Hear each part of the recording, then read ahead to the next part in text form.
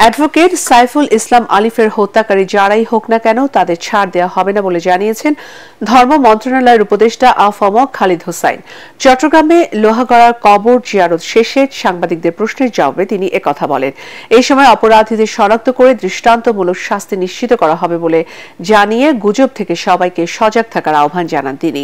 ধর্ম উপদেষ্টা বলেন, বর্তমান সরকারকে বেকায়দায় ফেলার জন্য দেশি বিদেশি গোষ্ঠী তৎপর।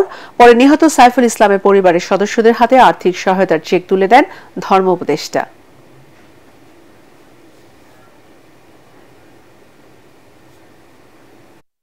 অ্যাডভোকেট সাইফুল ইসলাম আলিফের যারা হত্যাকারী তাদের আইনের আওতায় এনে তাদের দৃষ্টান্তমূলক শাস্তি দেওয়া হবে। দেশে বিদেশে এই গভর্নমেন্টকে বিব্রত করার জন্য একটা গোষ্ঠী তৎপর। তো আমরা কোনো ক্রমে আমাদের অভ্যন্তরীণ সৌহার্দ্য, সম্প্রীতি, শান্তি, শৃঙ্খলা যাতে বিনষ্ট না হয়, বহাল থাকে, এর জন্য আমাদেরকে অত্যন্ত সজাগ এবং সচেতন থাকতে হবে।